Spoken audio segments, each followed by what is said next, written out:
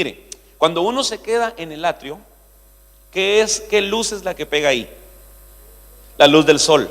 Entonces ahí se cumple lo que dice Eclesiastés: no hay nada nuevo debajo del sol. En otras palabras, si estás en el atrio, no vas a encontrar nada nuevo. Pero si entras al lugar santo, vas a encontrar cosas nuevas, porque ahí está la luz de la palabra de Dios. Por supuesto, el lugar santo no es el destino final, porque hay un tabernáculo interior que se conoce como el lugar santísimo, en donde ya no está la luz del sol, tampoco está la luz del candelabro, sino que está una luz increada, porque en ese lugar santísimo está la Shekinah o Shekinah, según usted lo quiera pronunciar, que habla de la gloria misma del Señor. ¿En dónde quiere estar usted? ¿Bajo la luz del sol? ¿Bajo la gloria? ¿Bajo la luz increada que es la Shekinah del Señor? Amén. Ahora, yo quisiera hacer una oración, hermanos amados, para pedirle al Señor que nos meta al lugar santo y al lugar santísimo.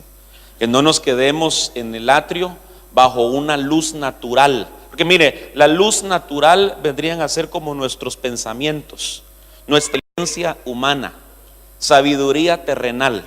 Yo sé que aquí todos son inteligentes. Voy a repetir. Por favor, convénzame que aquí todos son inteligentes. Aquí todos son inteligentes. Ok. Dios a cada uno nos dotó con una inteligencia natural, pero esa, con el respeto que usted me merece, esa inteligencia natural que usted tiene, que le ayudaba a sacar solo 100 puntos en sus calificaciones cuando estudiaba, no le sirve de mucho en lo espiritual, porque la Biblia dice que las cosas espirituales solamente se pueden entender con una mente espiritual. Entonces esa luz natural no le va a servir para entender la palabra de Dios. Necesitamos una luz espiritual que provenga de Dios y que alumbre nuestro entendimiento para que podamos entender las escrituras. Dice la Biblia que los discípulos de Jesús, imagínense, habían pasado 3 años y medio con él en un discipulado intensivo. Todos los días el Señor les enseñaba algo nuevo. Sin embargo, después de que el Señor Jesús resucitó, la Biblia dice que les abrió el entendimiento y entonces pudieron entender las escrituras.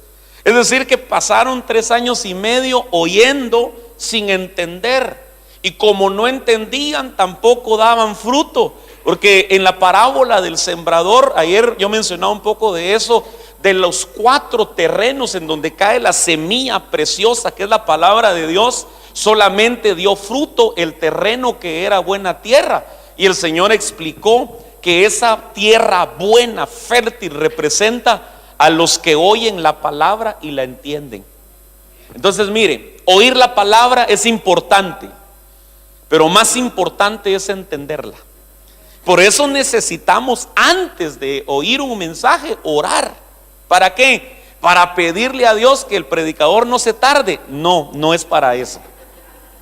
Es para pedirle al Señor que nos dé entendimiento, sabiduría que viene de lo alto. Que el Espíritu Santo nos hable al oído y nos diga: lo que yo quise decir en este texto literal es esto, esto y esto. Y que en algún momento levante la letra el Señor, la letra que en algún momento puede matar, pero el Espíritu vivifica, da vida. Dice la Escritura que el Señor pueda levantarnos la letra cuando usted tenga la Biblia abierta y pueda ver debajo de la letra. ¿Cuántos quisieran ver debajo de la letra? Vamos a hacer una oración. Le vamos a pedir al Señor entendimiento, sabiduría, inteligencia. Amén. Bendito Padre Celestial, nos reconocemos delante de ti muy necesitados, Señor, reconociendo nuestra impotencia humana, nuestra incapacidad natural para poder entender lo espiritual. Danos una mente espiritual, danos un entendimiento espiritual para entender tu palabra, Señor. Que se abra la Escritura ante nuestros ojos, de tal manera que aquello que nunca hemos podido entender aunque quizás lo hemos leído muchas veces, ahora lo podamos comprender.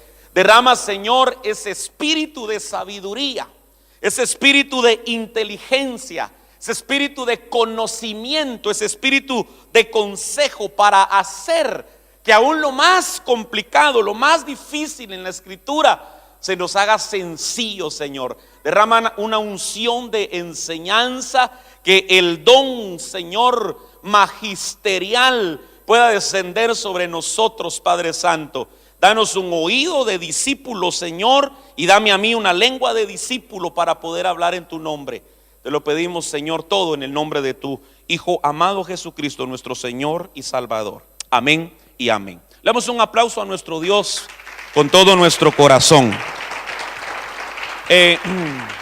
Dios mío, no sé, sí, ya movieron ahí. Es que dije, sí, ahí se mira bien. Fíjese que hemos estado meditando desde el día de ayer acerca de la operación Nehemías. Yo, sin salirme de ese contexto, quiero trasladarle una enseñanza hoy. Ayer oía que la invitación, aunque era para todo el pueblo del Señor en general, se estaba invitando a aquellos que prestamos servicio en la casa del Señor.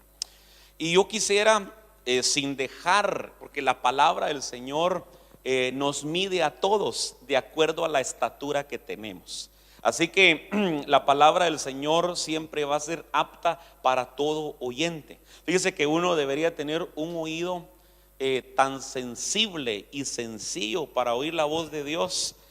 Yo no sé cuántos alguna vez han oído, por ejemplo, cuando se está profetizando, que de repente a veces el vaso del Señor está siendo movido por medio de un don de profecía, puede en determinado momento decir: hija mía, así dice el Señor. Pero hay algunos varones que son atrevidos a entender que aunque dijo hija mía, dice el Señor, quitar esa palabra hija o darle una interpretación, porque usted sabe que el Señor a la iglesia en un sentido espiritual le dice la hija de Sión. Entonces, cuando hablamos de la hija de Sión, ya es el conjunto de hijos e hijas de Dios. Entonces, alguien por la fe puede decir: bueno, esa palabra dice hija mía, pues yo en un sentido espiritual, aunque sea varón, la tomo para mí, y arrebata la bendición, ¿verdad? Entonces, aunque vaya a dirigirme en algún momento a aquellos que son considerados ministros del Señor, voy a hacer una aclaración. El término ministro no hace referencia solamente a aquellos que tienen un título como el de pastor, profeta, apóstol, evangelista, maestro o predicador. La palabra ministro, que se oye tan elegante, si usted quiere, realmente viene del griego diaconeo, de donde viene la palabra diácono, pero el verdadero significado de esa palabra diácono es servidor. De tal manera que todos los que somos servidores del Señor podemos llamarnos ministros del Señor. ¿Cuántos servidores hay acá? Usted es un ministro del Señor. Amén. Ok, entonces para ustedes este mensaje. Ahora yo quisiera introducirlo de la siguiente manera. Yo le explicaba ayer que el libro de Nehemías, que hace alusión por su nombre a la manifestación del Espíritu Santo, porque Nehemías significa el consolador, es un libro que prácticamente habla de la restauración. Habla de una destrucción, de alguna manera, al principio, que Jerusalén sufrió, y que entonces el Señor despertó el corazón de su siervo Nehemías para que él evaluara todos los daños. Él hizo un recorrido por toda la ciudad, y aquí podemos encontrar un principio. Para poder restaurar, primero tenemos que hacer un inventario de todos los daños.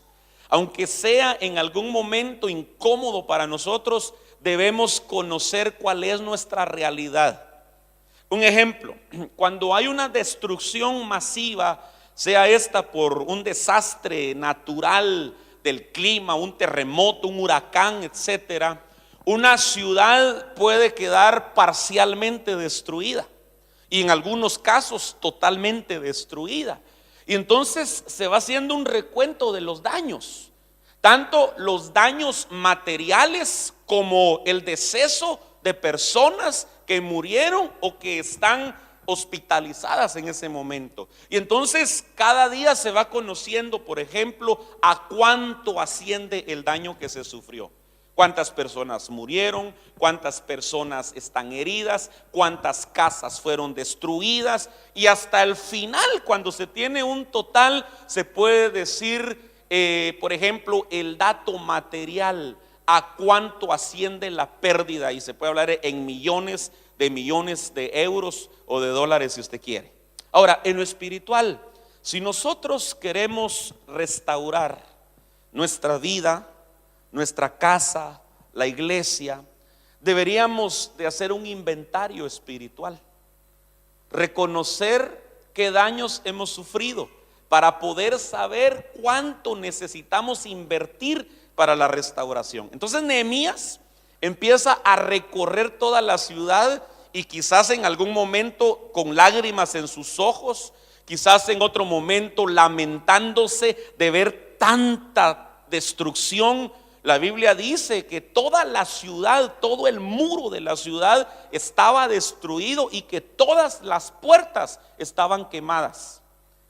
Pero él tuvo la visión de restaurar. Y entonces aquí viene algo importante, que sin importar cuán grave sea la situación, el Espíritu Santo tiene la fe suficiente para saber que lo que él empieza lo va a terminar.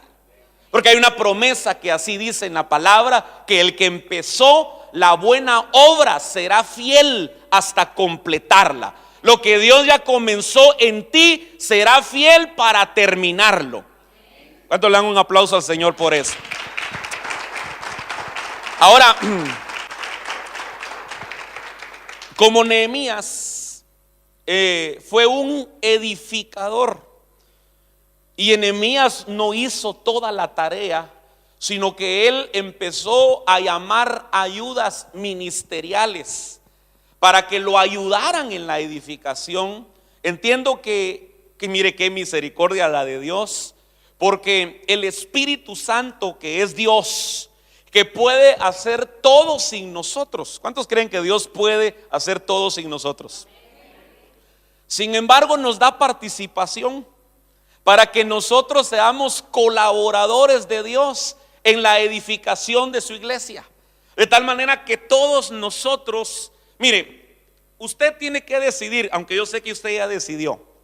Mire, nosotros podríamos tener un papel dentro de la iglesia considerando que es un edificio espiritual, porque el apóstol Pedro dice que nosotros somos piedras vivas, ¿verdad que sí? Que cuando nosotros nos juntamos conformamos un edificio espiritual. Pero también la Biblia nos enseña acerca de los que edifican la casa espiritual. Entonces ahí usted puede darse cuenta de que dentro de toda la iglesia hay algunos que son piedra, no de tropiezo, ¿verdad? Sino que una piedra viva. Bueno, también hay piedras de tropiezo, ¿verdad? Pero piedras vivas que están siendo colocadas, juntadas una con otra para levantar una pared, para levantar un muro quizás. Pero hay otros que son los que están colocando las piedras. Entonces no es lo mismo ser la piedra que está siendo colocada en el edificio a ser el constructor o edificador que coloca las piedras. Esa es la diferencia entre el oyente, entre el creyente, entre el que se congrega, entre el que es oveja solamente, a aquel que tiene una participación en el reino de Dios como servidor. Porque al ser servidor, al ser ministro del Señor en cualquiera de las áreas de trabajo en una iglesia, tú ya te conviertes en un edificador. Y ya no eres solamente una piedra viva, sino que ahora tienes un trabajo, una tarea que hacer. Entonces mire, yo quiero hablar un poco acerca de la edificación que va siendo dirigida por Nehemías. En el Salmo capítulo 127 se habla acerca de la edificación. Y en el primer versículo, es un salmo que escribió Salomón. Interesantemente, Salomón en lo literal fue un hombre que se volvió experto en la construcción, porque él hizo 2 grandes edificios. El primer edificio que hizo fue el templo, aquel templo que David quería construir y que el Señor no le permitió a David construir. El Señor le dijo: tú no me vas a edificar casa porque tú has derramado mucha sangre. Y mire, entre paréntesis, mire, ¿cuántos quieren edificar la casa de Dios? 4 hermanos. ¿Cuántos quieren edificar la casa de Dios? Ok. No todos pueden edificar la casa de Dios. No a todos les permite Dios que edifiquen su casa. Con el respeto que David, siervo de Dios, me merece, la Biblia dice que él tenía un vivo deseo de edificar su casa. Y el Señor le dijo: tú no me vas a edificar casa, a causa de las muchas guerras que has tenido. David era un hombre de guerra. Y el Señor establece un principio y dice: será tu hijo Salomón el que me va a edificar casa. Ahora, Salomón, el nombre Salomón se deriva de una raíz hebrea que se dice shalom. ¿Cuántos han oído esa palabra shalom? Shalom significa paz. Eso quiere decir que Salomón era un pacificador. Es uno de los significados del nombre Salomón: pacificador, pacífico. Entonces el Señor le está diciendo a David: los violentos, los que siempre están metidos en peleas, en guerras, en pleitos, los que derraman mucha sangre, no pueden edificar mi casa. Pero los pacíficos, los pacificadores, aquellos que ven que 2 hermanos están en contienda y que llegan a buscar una conciliación o una reconciliación, esos son llamados pacificadores. A esos anda buscando el Señor para decirle: ven a mi viña a trabajar. Te estoy contratando edificadores, hombres de paz, mujeres de paz. ¿Cuántos de acá serán pacíficos? ¿A cuántos no les gustan los problemas? Bueno, entonces ya eres candidato para edificar. Pero ahora viene Salomón como experto. Es que mire, edifica una casa extraordinaria. Y aquí hay otro principio de la edificación. La Biblia describe que Salomón tardó 7 años en edificar el templo. Pero también la Biblia describe que utilizó 150,000 obreros. ¿Cuántos obreros? Imagínense, 150,000 personas que estaban distribuidas con conocimientos, habilidades, destrezas diferentes. Unos expertos en trabajar madera, otros expertos para trabajar piedra, otros expertos para trabajar el oro, y así cada uno artesano con una experiencia en algo. Eso quiere decir que dentro de todos los edificadores, mire, por eso no debería de haber rivalidad, ni envidia, ni competencia, ni nadie debería sentirse inferior, pero nadie debería sentirse superior en la edificación. ¿Sabe por qué? Porque a veces el que es experto en trabajar piedra, en labrar la piedra, en esculpir la piedra, como hay un hermano que no sabe nada de trabajar en piedra, lo hace sentir inferior. Pero ese hermano que no sabe cómo trabajar la piedra es experto en trabajar el oro. Entonces, ¿quién es mejor de los dos? ¿El que trabaja el oro o el que trabaja la piedra preciosa? Los dos son importantes, porque el templo va a llevar piedras preciosas, pero también va a llevar oro. Y por allá aparece otro que no sabe nada de oro y no sabe nada de piedras, pero es experto en madera. Por eso es que habían canteros, habían carpinteros, había de todo. Y tú tienes un oficio. Dios te está preparando y te está puliendo para que te vuelvas un experto, un hombre, una mujer capaz para trabajar algo dentro de la iglesia. Entonces, ahí hay otro principio: variedad de habilidades, variedad de dones, variedad de capacidades según el Espíritu le da a cada uno, según la medida de la fe, según la medida de la gracia del Señor.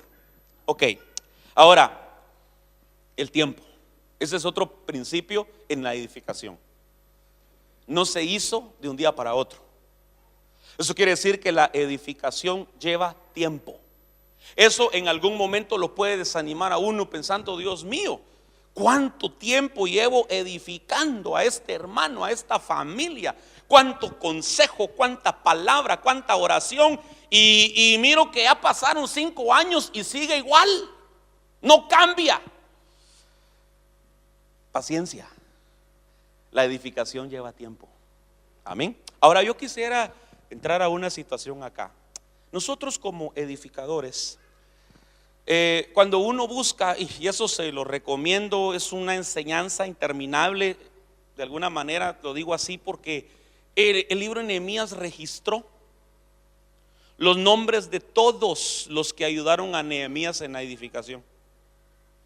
Y resulta que cada persona que edificó, fíjese que era una muralla que rodeaba toda la ciudad, y la Biblia describe el tramo, el pedazo, el espacio en donde cada uno trabajó levantando una pared, un muro.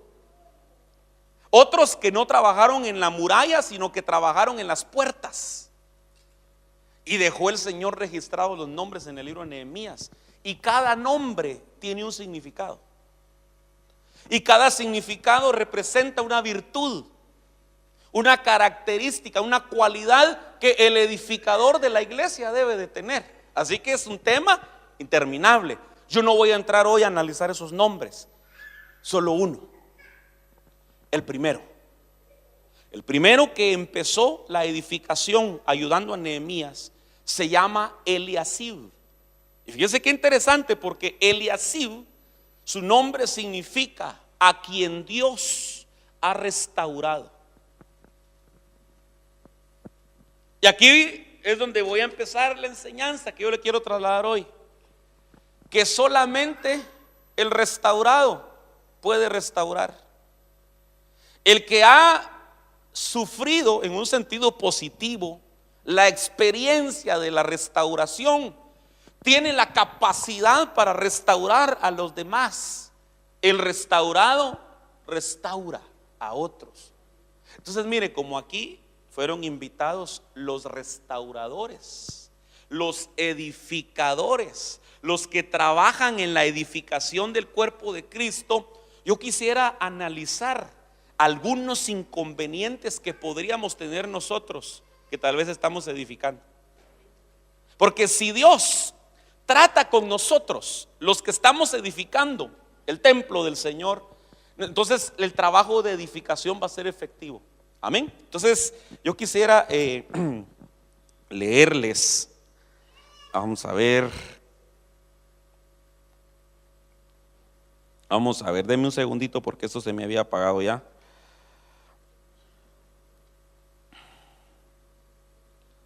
Vamos a ver si logramos hacer la conexión acá, porque esta es primera vez que intento hacerlo de esta manera.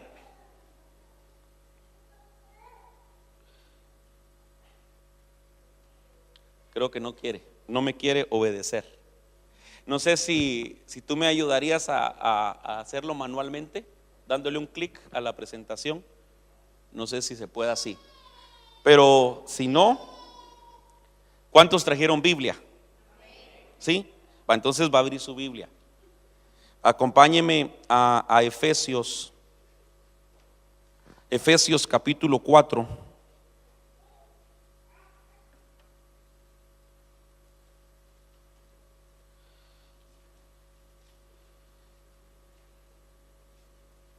Efesios capítulo 4 versículo 11. ¿Le vas a intentar otra vez? Dale play, a ver si ahora nos hace caso. ¿No?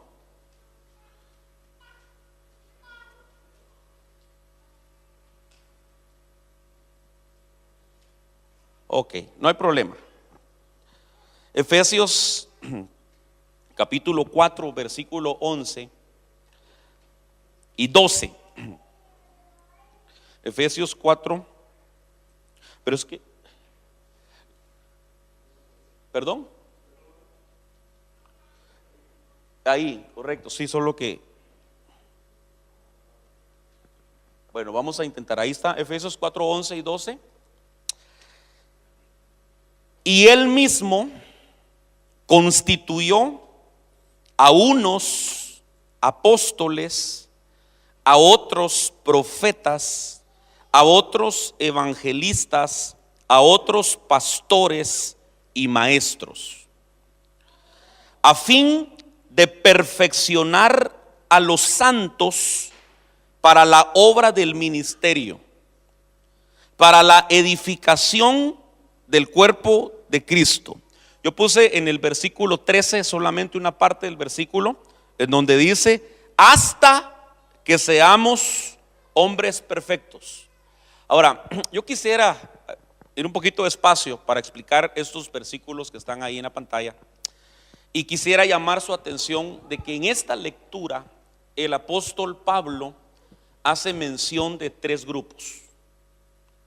El primer grupo que él menciona son los 5 ministerios. Él mismo constituyó a unos apóstoles, a otros profetas, a otros evangelistas, a otros pastores y maestros. 5 ministerios. Ese sería un grupo, los ministros de orden primario. Ahora luego él dice cuál es la función o el propósito de los 5 ministerios, y aquí dice, yo lo puse acá en color verde, a fin de perfeccionar a los santos. Entonces ahí apareció otro grupo. Los 5 ministerios tienen un fin, un propósito, es perfeccionar. ¿Pero a quiénes? A los santos. Ahí ya tenemos entonces 2 grupos: los que están perfeccionando y los que están siendo perfeccionados. Ahora, en el siguiente versículo, en el mismo versículo 12 dice: ¿para qué van a ser perfeccionados los santos? Para la obra del ministerio. Esa palabra ministerio es de la cual yo le hablaba, que en griego se dice diaconía, que su significado es servicio. De hecho, hay algunas Biblias que así lo traducen, servicio. Entonces, mire, Dios constituyó 5 ministerios para perfeccionar a los santos para la obra del servicio. Bueno, entonces ahí ya tenemos 2 grupos. Pero luego dice: para la edificación del cuerpo de Cristo. Entonces, perdone que vaya a repetir esto. Quiero que este punto me interesa que quede bien claro. Y si alguien no lo logra captar, me levanta la mano y yo no sigo y no avanzo hasta que este punto quede claro. Dios constituyó ¿cuántos ministerios?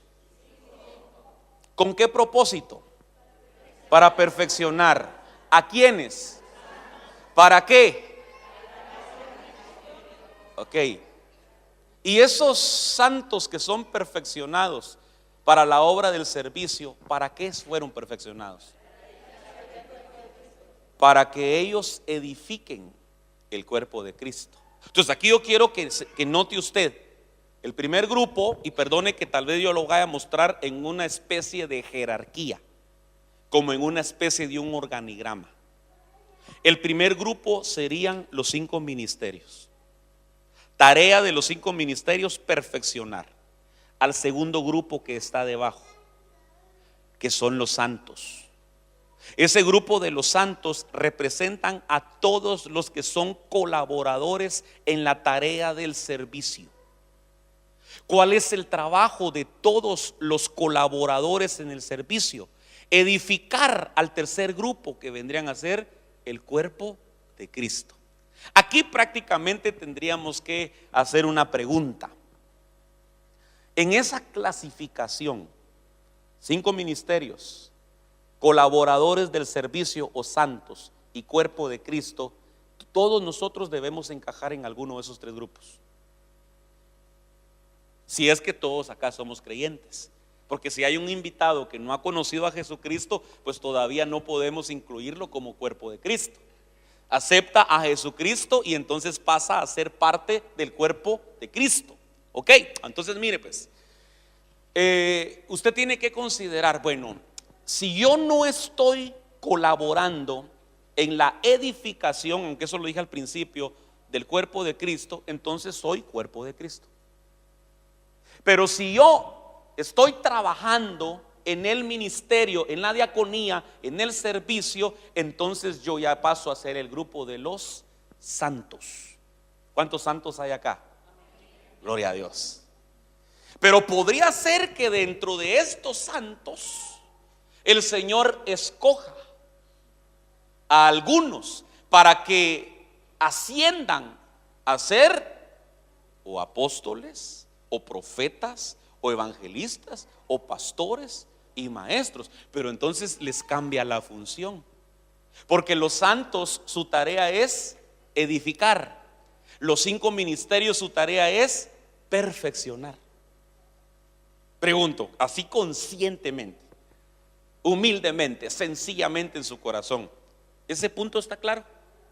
¿Sí? Bueno, porque eso me va a dejar avanzar ahorita. Porque aquí hay una situación que a mí me llamó la atención. Una palabrita que usted la leyó acá, en donde dice a fin de perfeccionar a los santos. Le voy a hacer una pregunta. ¿Qué es lo que necesita perfeccionamiento? ¿Lo perfecto o lo imperfecto? Ok, eso quiere decir que santo no es sinónimo de perfecto. Santo es una cosa y perfecto es otra cosa. Así que todos acá podríamos darnos el lujo de decir yo soy santo. Diga conmigo, yo soy santo. ¿Y cuántos se atreverían a decir yo soy perfecto? No hay ni uno perfecto acá. Entonces eso quiere decir que nosotros somos santos, pero somos imperfectos. ¿Sabe? Uno de los problemas que a veces tenemos nosotros es de que pensamos que aquel que comete muchos errores o que tiene muchos defectos no merece trabajar en la edificación del cuerpo de Cristo. Y Dios no llamó perfectos para edificar su cuerpo, llamó santos para edificar su cuerpo. Pero entonces para eso están los 5 ministerios. Mire qué tarea más difícil, porque los 5 ministerios no fueron llamados para edificar al cuerpo de Cristo. Y ahí es donde uno va entendiendo una tarea. Mire, le voy a poner este ejemplo. A veces una de las cosas que llega a amargar a veces a una oveja que es parte del cuerpo de Cristo es que la oveja quiere que el ministro primario lo edifique. Voy a poner un ejemplo. Y yo no digo que no lo pueda hacer, pero eso sería más o menos como subutilizar algo. Voy a tal vez poner un ejemplo de lo que podría ser subutilizar algo. ¿Cuántos utilizan un móvil acá? ¿Y cuántos de los que utilizan un móvil tienen un teléfono inteligente? Smartphone le dicen allá en su pueblo, ¿verdad? ¿Cuántos utilizan un smartphone acá? Levánteme la mano. Ahora le voy a hacer una pregunta. ¿Y usted cómo lo usa? ¿Para qué lo usa? Yo para llamar, hermano, por teléfono. ¿Y cuántas funciones tendrá ese smartphone? ¿Sabía que yo ahorita estoy usando mi smartphone para proyectar una presentación acá? Y no lo estoy usando para hablar por teléfono. Usted lo utiliza para llevar registro de su correo electrónico. Ahí usted envía mensajes, recibe mensajes. Tiene una cámara de no sé cuántos megapíxeles. Es decir, tiene multifunciones en ese aparatito que usted tiene. Si usted lo utilizara, mire el ejemplo que voy a poner. Suponiendo que hay una puerta que cada vez que usted la abre no la puede dejar media abierta porque se le cierra con llave. ¿Cree usted que aquí agarre este aparato, que este aparato se podría poner entre la pared y la puerta, en medio, para impedir que la puerta se cierre, sí o no? ¿Serviría para eso? Pero ¿y si lo usáramos solo para eso? Estaríamos subutilizando, desaprovechando todo lo bueno que tiene el aparato. Entonces mire, si Dios levantó 5 ministerios Para perfeccionar santos quiere decir que su tarea principal va a ser dedicarse a los que ya dejaron de ser solamente cuerpo de Cristo y que tienen una tarea ministerial. Entonces el ministro primario va a trabajar directamente con ellos para que ellos, los santos, puedan trabajar directamente con el cuerpo de Cristo. Pero el problema es que la mayoría de la iglesia, de los que no vienen acá a esta iglesia, por supuesto, de otros planetas, quieren tener un trato directo con el ministro primario, y a los mandos medios casi nadie los quiere, hermano. Es que si usted se da cuenta, aquí los santos que puede tener un privilegio de servidor, de diácono, de anciano, de ayuda ministerial, viene a ser como un mando medio. Y cuando alguien, una ovejita, llega a la iglesia, dice: hermano, yo vengo con un dolor de estómago, necesito que el pastor ore por mí, y el pastor está bien ocupado en ese momento, está estudiando un tema porque le toca predicar en cualquier momento, y entonces viene uno de los santos y le dice: hermano, voy a orar por ti. Y la oveja le dice: no, yo quiero que ore el pastor. Está anulando la tarea de los santos. Pero mire qué tremendo es eso, porque eso sería el error que comete la oveja, que dice: yo quiero que me ministre, pero el pastor. Yo quiero que me aconseje, pero el pastor. Y si en una iglesia, además de un pastor, hay una cobertura mayor como un apóstol, yo quiero que hable conmigo, pero el apóstol. Yo no quiero nada con los pastores ni con los ancianos. Ese puede ser un error de una oveja. Pero un error de un pastor o de un ministro primario, sea este apóstol, profeta, lo que sea, sería que él quiera tener el trato con todas las ovejas para edificarlos. Y a él no lo llamaron a edificar solamente, sino que lo llamaron a perfeccionar. Entonces hay tareas repartidas. Esto es un organigrama, es un trabajo bien organizado. Difícil tarea, hermano amado. Pero entonces, como aquí está el grupo de los santos, aquí está el grupo de los santos. Entonces mire pues, yo vengo hoy a hacer una tarea como un ministro primario, y en este momento lo que yo tengo que hacer es perfeccionarlo a usted. Pero de una vez le estoy diciendo que usted es imperfecto. ¿No se ofende si le digo imperfecto? Pues le agradezco. Ahora vamos a ver si esto me sigue, no sé si me va a seguir ayudando, pero si no, tal vez, ay Dios mío. Mire pues, cuando dice en el versículo 12, a fin de perfeccionar a los santos, ahí aparece, yo le puse allá, a ser completo. Porque aquí aparecía, leo porque ya se quitó, una palabra griega que se dice catartismos, que significa hacer completo. Ese sería el sentido espiritual. Ahí se me adelantó, pero ahí está bien, dejémoslo ahorita ahí. La palabra catartismos es una palabra griega que significa hacer completo. Eso quiere decir que en el sentido espiritual, perfecto vendría a ser sinónimo de completo. Imperfecto vendría a ser sinónimo de incompleto. Entonces, cuando está hablando de perfeccionar a los santos, está hablando de completarlos. Eso quiere decir que los santos, al ser imperfectos, son incompletos. Ahora, la palabra catartismos, ahí ya se quitó lo que estaba ahí, Señor Jesús. La palabra catartismos viene de un verbo que es catartizo, que era el que estaba anteriormente. Mire, yo se lo voy a leer. Lo que pasa es que cuando se mueve allá me cambia acá también. ¿Sí? Sí, pero yo lo moví y no me hizo caso. No se quiere sujetar. Bueno, mejor, ¿sabes qué? Mejor salte de la presentación o apágala, no sé. Y porque si no, esto nos va a quitar un poquito de tiempo, y sinceramente ya no tengo mucho. Entonces mire, Pero es que si se va a ir otra vez. ¿O sabes qué? Miras el triángulo, voy a apagar yo mejor. Miras el triangulito que está ahí para reproducir a un costado de ahí dejémoslo. Entonces cuando yo te va dando la señal, tú le vas dando clic. Entonces mira, la palabra catartizo es de donde viene perfeccionar a los santos. Ahora mire todo lo que significa.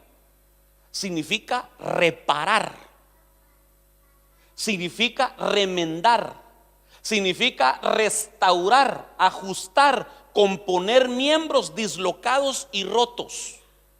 Entonces los 5 ministerios lo que tienen que hacer es todo eso. Hay que reparar a los santos. Pero yo le voy a hacer una pregunta: ¿y qué es lo que uno tiene que reparar? Sino lo que está descompuesto. Eso quiere decir que hay algunos santos que están trabajando en la obra que necesitan una reparación. Hay algunos santos que están sirviendo que necesitan ser remendados porque están rotos, espiritualmente hablando. Hay algunos santos que necesitan, por eso le decía, Eliasib significa el que ha sido restaurado, porque a veces el que está trabajando en la obra no se da cuenta que él también necesita restauración, que él también necesita sanidad, que él también en algún momento queda herido en medio de la batalla y que necesita ser atendido en su alma. Bueno, démosle, por favor, avancemos. Entonces yo le iba a hablar, porque me quedan apenas 15 minutos, acerca de los santos imperfectos. Yo no sé cuántos se identificarían con el nombre de esta enseñanza: santo pero imperfecto. Ahora, aquí hay un problema, porque el término de santidad, trayendo a colación la figura del Antiguo Testamento, hace referencia al sacerdocio que venía de Aarón. Es decir, Dios apartó a Aarón, hermano de Moisés, para convertirlo en sumo sacerdote, a él y a sus hijos y toda su descendencia. Y entonces el Señor le dijo a Moisés que elaborara vestiduras santas, para que cuando él entrara a ofrecer sacrificios al santuario, él se vistiera de santidad. Parte de su vestidura sacerdotal era llevar una diadema, una laminilla de oro en la frente, que precisamente decía santidad a Jehová. Entonces, en el Antiguo Testamento, quienes representan a los santos del Nuevo Testamento son los sacerdotes. Por eso es que Apocalipsis 1, 5 y 6 dice que el Señor Jesucristo, por medio de su sangre, nos compró e hizo de nosotros reyes y sacerdotes para Dios su Padre. Eso quiere decir que tú eres un rey, una reina, en el caso de las hermanas. Aquí hay un grupo de sacerdotes. Pero entonces, si tú eres sacerdote para Dios, quiere decir que tú eres santo. Pero mire, si se le queda esa parte, creo que ya dije mucho. Santo pero imperfecto. Entonces yo lo quiero llevar a una sombra, es decir, a una figura que vendría a ser como una parábola de lo que ocurría en aquel sacerdocio arónico, para ver si no es lo mismo que en un sentido espiritual a veces pasa en este sacerdocio según el orden de Melquisedec. Avancemos, por favor. Levítico capítulo 21, versículo 16 y 17. Voy a hacer un lado para que usted pueda leer también. Entonces habló el Señor a Moisés diciendo: habla a Aarón y dile: ningún hombre de tu descendencia por todas tus generaciones que tenga algún defecto se acercará para ofrecer el alimento de su Dios. Continuemos, por favor. Aquí aparece esta palabra defecto, podría traducirse deformidad, defecto corporal o lesión. Entonces mire, vayamos parafraseando esto. El Señor le está diciendo a Aarón, el sumo sacerdote: ninguno de tus descendientes que tenga defecto, es decir, una deformidad, un defecto corporal o una lesión, aquí está hablando en un sentido físico, es decir, habían nacido con linaje sacerdotal, traían una genética sacerdotal que les daba el derecho para entrar al lugar santo a ministrar como sacerdotes. Pero si esos que traían el linaje de Aarón nacían con un defecto, una deformidad o una lesión, ellos no podían ejercer el sacerdocio, no podían ejercer el ministerio. Ahora, esto es lo físico. Y de lo físico, nosotros vamos a aprender lo espiritual. Eso quiere decir que los santos imperfectos eran santos porque venían del linaje del sacerdote Aarón, pero eran imperfectos porque tenían deformidades físicas. Ellos no podían entrar. Ahora resulta que si esto nos puede servir como una enseñanza, vamos a entender que todos los que tenemos una tarea espiritual de servicio en la casa de Dios, si tenemos alguna deformidad, no se asuste, no es física. Porque mire, ¿cuántos tienen aquí algún defecto físico? Podría ser que usted tenga uno bien guardado, bien escondido, que nadie lo nota. Usted que se conoce su cuerpecito, ¿verdad? Solo usted sabe, y dice, si supieran los hermanos que, mejor no digo, ¿verdad? Tal vez alguien en su piecito, ¿verdad? Tal vez tiene un dedo que es más largo de lo que debiera ser, pero nadie se da cuenta porque viene bien cubierto, ¿verdad? Pero no está hablando de eso, porque ese era un pacto antiguo. Fíjese, un pacto que se fijaba más en lo externo que en lo interno. Ahora, sinceramente, el Señor Jesucristo marcó una diferencia, porque Él señaló de que aquellos que estaban en aquel pacto antiguo recibieron mandamientos de parte de Dios. Y entonces viene el Señor y les dice: a ustedes les fue dicho, no cometerás adulterio. Y había una pena de muerte para el que cometía adulterio. Pero para que lo condenaran a muerte, lo tenían que sorprender en el acto mismo del adulterio. Era un pecado de comisión. Pero la ley no condenaba el pecado de intención, porque el pecado de intención es aquel que nace en el corazón, que a veces se lleva a cabo y a veces se queda en intención. Es decir, la ley no condenaba a alguien, por ejemplo, por sentir envidia. Pero si alguien exteriorizaba su envidia y lesionaba físicamente a su hermano, entonces era castigado. Pero si solo lo pensaba, si solo lo deseaba, si solo tenía la intención, la ley no lo castigaba. Pero ahora viene el Señor y dice: pero yo os digo que cualquiera que mire a una mujer y la desee, la codicie, ya cometió adulterio dentro de su corazón. Entonces, en esta ley, en la ley del espíritu de este pacto, ya no se juzgan las acciones solamente, sino que se juzgan las intenciones. ¿Cuál es más difícil?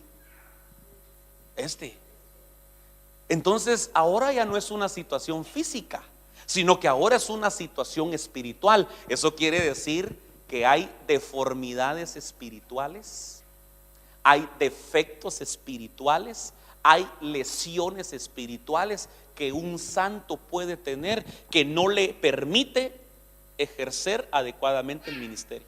Entonces yo quisiera leerle lo que, avancemos por favor, lo que aquí dice literalmente. Dice: porque ningún varón en el cual haya defecto se acercará.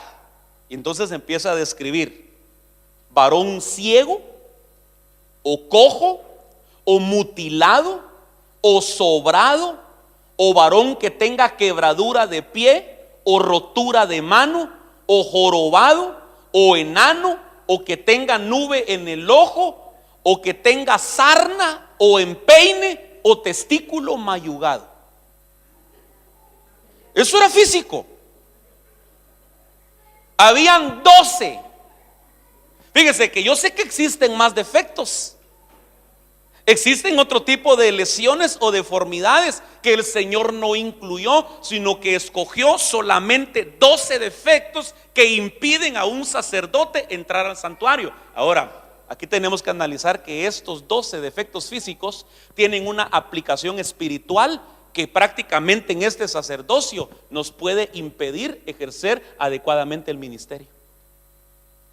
Yo no sé cuántos se quisieran ver en un espejo espiritual. Porque usted todos los días se mira en un espejo literal, ¿verdad? Para verse físicamente. Y si usted se mira una manchita, usted se la quita. Y se mira su granito, se lo cubre ahí con maquillaje o algo, en caso de las hermanas, ¿verdad? Pero espiritualmente, ¿cada cuánto se mira usted en el espejo para ver cómo está su alma? Hoy nos vamos a ver en el espejo. ¿Se animaría usted? Entonces avancemos, por favor. Bueno, aquí le voy a presentar el listado: varón ciego, varón cojo, mutilado, sobrado, varón con quebradura de pie, varón con rotura de mano. Sigamos, por favor. Varón jorobado, varón enano, varón con nube en el ojo, varón que tenga sarna, varón con empeine y varón con testículo dañado. Paremos ahí un momentito. Entonces mire pues, yo obviamente tendríamos que haber, no sé, dividido por lo menos en varias partes esta enseñanza. Pero entonces miren, yo le voy a hablar ahorita de estos 6 problemas que hacen a los varones. Claro, ¿por qué puse ahí varones? Porque usted lee en toda la lista la palabra varón. ¿Por qué? Porque en el sacerdocio levítico solamente el varón tenía derecho al sacerdocio. Una mujer jamás, aunque fuera de la tribu de Leví, aunque hubiera nacido descendiente de Aarón, jamás iba a ejercer en el antiguo pacto un ministerio. Pero nosotros que entramos al mejor de los pactos, en donde Pablo dice: en el Señor ya no hay hombre ni mujer. Dios abre la oportunidad para que la mujer ejerza el ministerio también. No sé si las hermanas se alegran, que por lo visto aquí hay más mujeres que hombres. Entonces ahora usted ya se puede meter, hermana. Así que haga a un lado la palabra varón. No se vaya a sentir excluida, por favor. Usted siéntase incluida como sacerdote del Señor Jesucristo. Y utilice ese término. No diga, no, es que tiene que ser sacerdotisa. No, Dios no tiene sacerdotisas, tiene sacerdotes. Y si tú eres mujer, tú puedes decir: yo soy sacerdote, porque es en un sentido espiritual. Amén. ¿Cuántas mujeres sacerdotes hay acá? Ok. Ahora yo quiero analizar, pero de veras que ya no tengo tiempo, que Dios me ayude. Avancemos, por favor. Entonces mire, hablemos de sanar el sacerdocio. Yo mire, lo que quiero sinceramente es que Dios nos sane si tenemos alguna lesión, si tenemos algún defecto, alguna deformidad espiritual. Ahorita olvidémonos del aspecto físico. Bendito el Señor, no toma el aspecto físico para tomarnos en cuenta. En este sacerdocio el Señor mira lo que está dentro del corazón y no lo que está externamente. Entonces vayamos a ver hacia adentro hoy. Entonces, si usted se da cuenta, yo escogí 6 por razón del tiempo para verlos hoy, aunque me quedan 5 minutos para terminar, 1 por minuto. Los ciegos, démosle un clic, solamente un clic acá, por favor. Los ciegos son los que no tienen visión, pero estamos hablando de lo espiritual. Entonces, un santo de este sacerdocio espiritual, si es ciego, quiere decir que no tiene visión espiritual.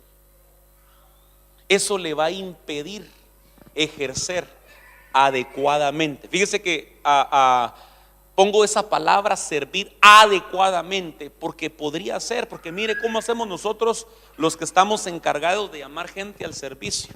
A veces no nos vamos a dar cuenta que llamamos gente sin visión. Eso es un análisis introspectivo en donde cada uno se tiene que juzgar a sí mismo y decir: ¿no será que yo soy alguien que está trabajando que no tiene visión? Ahora, la visión en la Biblia está relacionada con la fe. Es decir, una persona que no tiene visión espiritual, no tiene visión espiritual porque no tiene fe. Y mire, por ejemplo, nosotros somos un cuerpo que está en desarrollo, somos un cuerpo que está en crecimiento. Esta iglesia tiene que ser una iglesia que está en desarrollo, una iglesia que está en crecimiento. Pero para poder crecer se necesita visión. Pero para tener visión se necesita fe. Entonces, en otras palabras, no tener visión es tener falta de fe. Entonces se requiere que los ministros de este sacerdocio espiritual sean personas de fe. Bueno, voy a avanzar al siguiente, por favor. Los cojos. Un cojo podría ser una persona lisiada, una persona inválida en lo físico. Ahora, todo lo que vemos en la Biblia nosotros físico tiene una enseñanza extraordinaria para nosotros en lo espiritual. Voy a poner un ejemplo. Cuando Pedro y Juan, Hechos capítulo 3, describe que llegaron al templo a la hora novena, que era la hora de la oración. Y entonces se encontraron que en la puerta del templo, que se llamaba La Hermosa, no era el templo de La Hermosa como algunos piensan, no, la puerta del templo se llamaba La Hermosa. En esa puerta estaba un paralítico, un hombre que estaba lisiado de sus pies. Entonces aquí vamos a encontrar quién es el que no puede ejercer el sacerdocio. El cojo, ¿verdad? Que es el que está lisiado de sus pies. Pero entonces miremos características de un cojo espiritual. Siempre se queda en la puerta. Es decir, no se involucra, no va más allá. ¿Se acuerda que ayer hablábamos de ir a la profundidad de las aguas, ir más adentro, no quedarnos en la orilla, sino que avanzar? Entonces ellos van al templo y miran que en la puerta hay uno que no puede entrar porque está cojo. Entonces la gente que no tiene la capacidad para entrar, y perdóneme, como esto es espiritual, no me refiero a alguien que literalmente se queda en la puerta del templo, porque hay gente que entra en lo literal, no vienen aquí, entre paréntesis, ¿verdad? Que entran en lo literal a una iglesia y tal vez se sientan en la primera fila, pero no entran al templo espiritual, no entran a la comunión de la presencia de Dios porque son cojos. Pero aquí hay otro problema que tenía ese cojo, y ese es solo uno. En la Biblia hay un montón de cojos. El otro problema es de que él llegaba al templo con el propósito de pedir dinero. Es decir, su interés no era espiritual. Él no decía: llévenme por favor al templo porque tengo una necesidad de Dios, porque tengo un deseo de adorar al Señor, porque quiero escucharla. No, él no llegaba al templo a nada espiritual. Es más, la Biblia dice que cuando Pedro y Juan iban entrando, él se les quedó viendo, esperando recibir algo de ellos. Por eso es que Pedro le dijo: no tengo oro ni plata. No lo dije al revés, porque algunos dicen que Pedro no oraba, porque dice: no tengo plata ni oro, ¿verdad? Pedro sí oraba. En su misericordia el apóstol Pedro le dijo: pero lo que tengo te doy.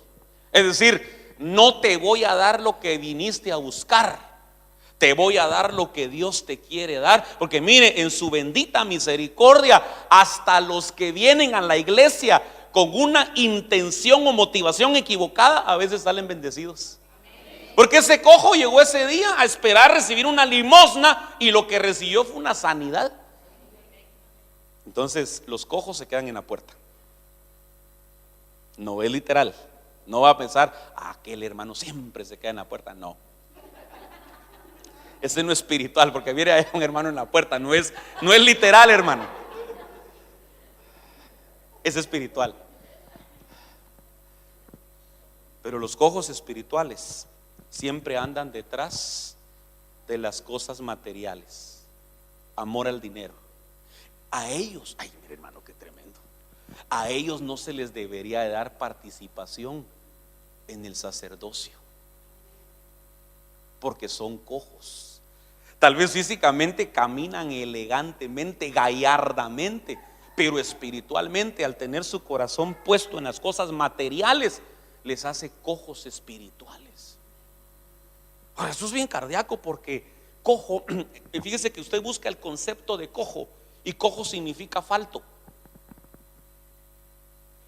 Y cuando usted va a la Biblia a buscar esa palabra falto, encuentra que hay faltos de sabiduría, hay faltos de juicio, hay faltos de entendimiento, hay faltos de prudencia. Pero yo me puse a analizar un poco acerca de los faltos de entendimiento, que yo a ellos les llamo los que están cojos de la mente, porque están faltos de entendimiento. La Biblia dice: el que comete adulterio es falto de entendimiento. El que menosprecia a su prójimo es falto de entendimiento. El que oprime a los demás es falto de entendimiento. Dice Salomón: pasé junto al campo del perezoso y junto a la viña del hombre falto de entendimiento, y vi que su viña estaba descuidada. Le habían crecido cardos y espinos, y su cerco estaba derribado. Pero mire, hermano, yo sé que esta no es una noche familiar o un culto familiar, pero le voy a decir algo ahí. Según la Biblia, la viña representa a la esposa.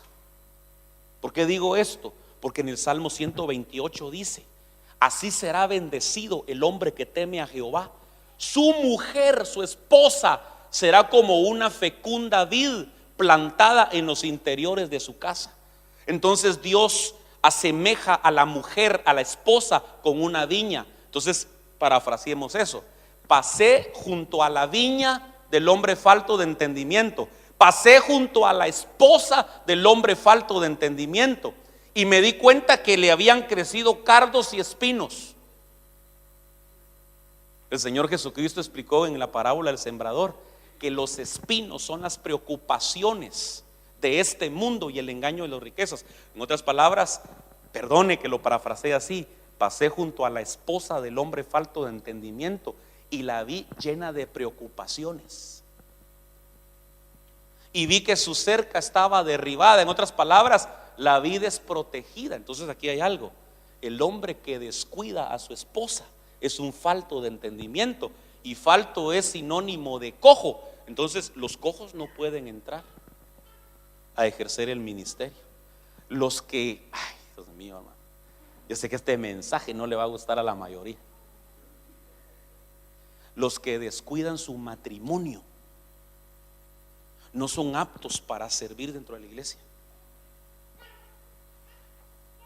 Pero eso no lo digo yo, esto lo dice el apóstol Pablo, eso lo dice la Biblia, que aquel que no es capaz de gobernar su casa, que dice, ¿cómo va a gobernar la iglesia?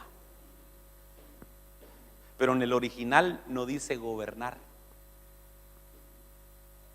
dice el que no es capaz de atender su casa, no es capaz de atender la iglesia. Eso quiere decir que, ay Dios mío, eso parecería más una descalificación, ¿verdad? Pero entonces, hermano, ¿qué hacemos si yo detecto hoy que yo tengo uno de esos problemas? ¿Renuncio al privilegio que tengo? No, los 5 ministerios son para perfeccionar a los santos. Quiere decir que dentro de los santos van a haber imperfectos, incompletos, lesionados, que hay que reparar, que hay que remendar. Entonces no se me vaya a desanimar ninguno si llega a encontrar algún defecto espiritual de los que acabo de mencionar. Ok, luego los mancos. Uy, esos mancos. Yo puse acá: no pueden dar, no pueden recibir y no pueden bendecir. ¿Por qué? Porque el manco está hablando de aquel que no tiene manos o que tiene defecto en la mano.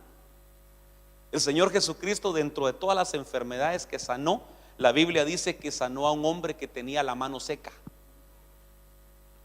Espiritualmente hablando, tener la mano lesionada, la mano o las manos hablan de las buenas obras. Las manos son utilizadas para dar. Es más, fíjese que la palabra dar en el idioma hebreo, una de las maneras como se dice es con la palabra yad, y esa palabra significa mano abierta, significa poder y significa medios. Eso quiere decir que cuando la mano está abierta, en la mano hay poder y Dios pone medios ahí. Pero cuando la mano está cerrada, Dios quita el poder. La mano cerrada, según Deuteronomio 15, le dice el Señor: cuando venga el año de remisión de deudas, ten cuidado para que no haya un pensamiento perverso en tu corazón, y que cuando tu hermano necesitado llegue a ti, le cierres la mano, sino que le dice: abrirás tu mano y generosamente le darás lo que le haga falta. Entonces, ¿quiénes son los mancos espirituales? Los que no pueden dar, los agarrados. Me dijeron aquí: miren, hermano. Hermano, entonces sí hay que considerar si los que están sirviendo dentro de la iglesia dan. Sí hay que considerar, porque si no están dando, o son mancos o tienen fracturada la mano, tienen fracturada su capacidad para dar. Pero no solamente la mano servía para dar, la mano también sirve para recibir. Es decir, la gente que no se deja ayudar podría ser una especie de autosuficiencia, que nunca recibe porque siempre tiene. Esa es la iglesia de la Odisea. El apóstol Juan le escribe por mandato del Señor a la iglesia de la Odisea. Le dice: tú dices, soy rico, me he enriquecido y de nada tengo necesidad, pero no sabes que eres pobre y miserable, ciego y desnudo. Entonces hay gente que nunca recibe porque cree que ya lo tiene todo. Esa es la autosuficiencia, hermano. Bueno, avancemos, ya voy terminando. Los enanos. Esto tiene que ser espiritual. Allá era literal. Mire, yo no sé, la Biblia no lo dice, pero yo me imagino que así como no sé si en todos los países es igual, que para que alguien se enliste en el ejército, en la milicia, necesita tener una estatura mínima. Aquí es así en España. ¿Cuál es la estatura mínima? 1,60 y qué? 1,67. Dejémoslo en 1,70. No, ahí descalificamos a un montón. Pero ¿qué quiere decir eso? Que el que tiene el afán, el anhelo, dice: yo quiero servir a mi patria en la milicia, y cuando lo pasan a medir no da la talla, le dicen: lo siento mucho, usted, mucho deseo puede usted tener, pero no lo podemos calificar, descalificado. Entonces en el sacerdocio levítico a las personas las medían físicamente. Pero ¿sabe qué es lo impresionante? Que el Señor le dice al apóstol Juan, el apóstol Juan vio a un ángel en Apocalipsis capítulo 11, creo que es donde lo describe, que tenía una vara de medir espiritual, tiene que ser. Y el Señor le dijo al ángel: mide el templo. ¿Quién es el templo? Nosotros somos el templo. Pero le dice: mide el altar y mide a los que adoran en el templo. Eso quiere decir que Dios mide a los que adoran en el templo. Ahora, ¿cuál será la talla? ¿Cuál será la estatura espiritual que deberíamos de tener? Porque los enanos espirituales no pueden ejercer el sacerdocio. Ahora, en un sentido físico, un enano vendría a ser una persona que no creció lo suficiente. Eso sería falta de crecimiento. Un enano es una persona que empezó a crecer y llegó a un momento de estancamiento y ya no siguió creciendo. Los enanos espirituales son aquellos que están dentro de la iglesia que dejaron de crecer. Yo te voy a hacer una pregunta desafiante, no me la vas a contestar. ¿Tú has notado en tu vida espiritual crecimiento? Porque si en algún momento llegaste a un tope, es decir, si venías avanzando y tú ibas notando que cada año tú ibas avanzando en lo espiritual, pero si tú consideras que eres el mismo, espiritualmente hablando, de hace un año te estancaste, te quedaste enano. Pero eso no se ve por fuera, es que eso es lo cardíaco, hermano. Eso no se ve por fuera, eso solamente por dentro. Y el Espíritu te podría decir hoy: tú eres un enano espiritual, tú eres un ciego espiritual, tú eres un cojo espiritual, tú eres un manco espiritual. Sigamos, los encorvados. Ay, Dios mío, es que mire, cada uno de esos debería ser lugar para cada un tema. Pues entonces aquí tendríamos que tener 6 días solo para esos 6, pero son 12. No se puede. Los encorvados puse yo acá, no pueden ver hacia arriba. Los encorvados no pueden decir: alzaré los ojos a los montes. ¿De dónde vendrá mi socorro? Mi socorro viene de Jehová, que hizo los cielos y la tierra. No pueden decir el Salmo 121, porque un encorvado es una persona que tiene su columna vertebral dañada.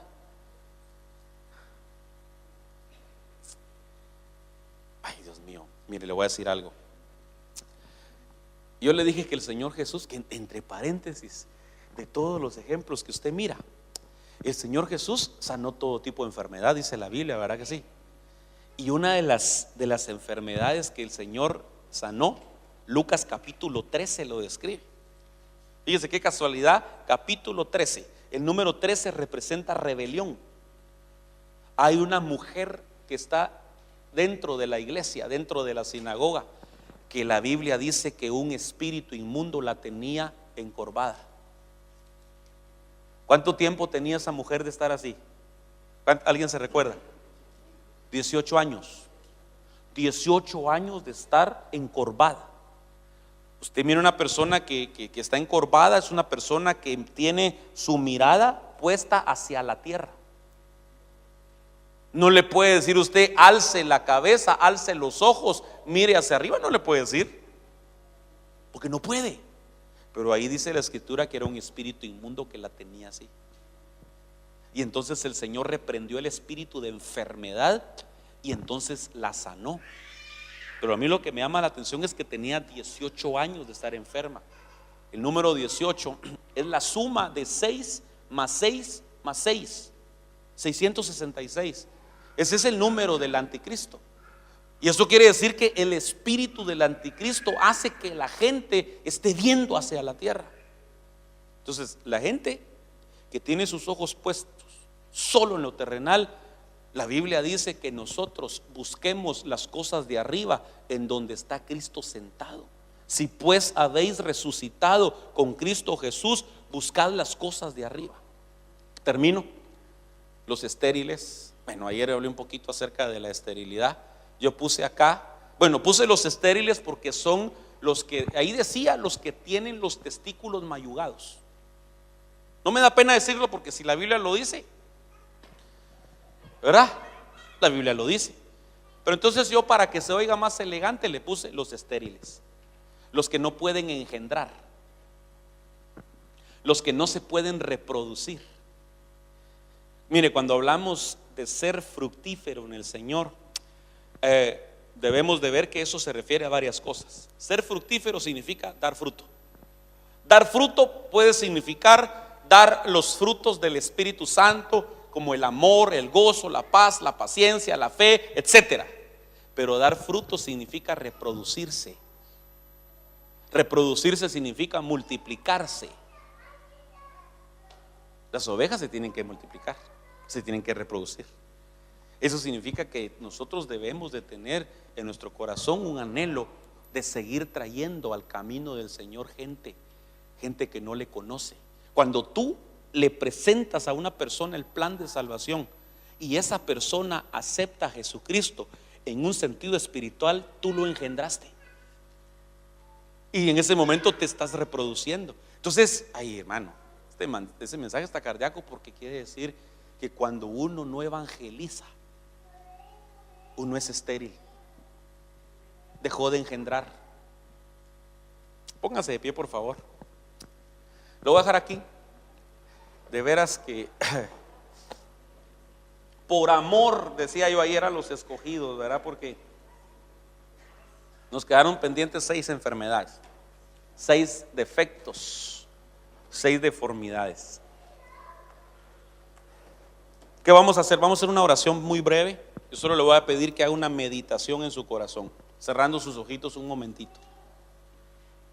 Como todos los que estamos acá, pues estamos involucrados en el servicio. Todos somos santos. Y si necesitamos un perfeccionamiento es porque somos imperfectos. Dios nos quiere completar. ¿Qué nos hará falta? Yo no te lo puedo decir. Y fíjese que yo puedo predicar aquí con tanta libertad y con tanta tranquilidad porque yo pues no los conozco más que de vista. Y entonces desconozco cómo se desenvuelve cada uno dentro de la iglesia. Y el pastor a mí no me ha hecho nada. O sea, no va a pensar de plano que el pastor le dijo que diera ese tema porque nos ha visto mal. No, vive Jehová el Señor que no es así. ¿Verdad, pastor, que no es así? No es así. Y no va a pensar, por favor, yo no los vine a regañar, hermanos. Es que a veces parece que el mensaje fuera así, ¿verdad? Yo les vine a presentar la palabra de Dios. Y si el Señor nos llega a mostrar un defecto espiritual, ¿sabe por qué es? Porque nos lo quiere quitar. No es para hacernos sentir mal o inferiores o descalificados, no. Si el Señor te muestra que tú tienes un defecto que tienes que corregir, es porque Él te va a dar hoy la gracia para que lo logres hacer. Entonces cerramos nuestros ojos, yo voy a bendecirlo. Bendito Padre Celestial, primero que nada gracias por darnos participación en la tarea ministerial, siendo tus siervos, siendo tus siervas acá, Señor, un grupo sacerdotal de ministros que son colaboradores con el pastor que tú levantaste en esta casa, Señor, y que juntos están edificando, Señor, están edificando el cuerpo de Cristo, Señor.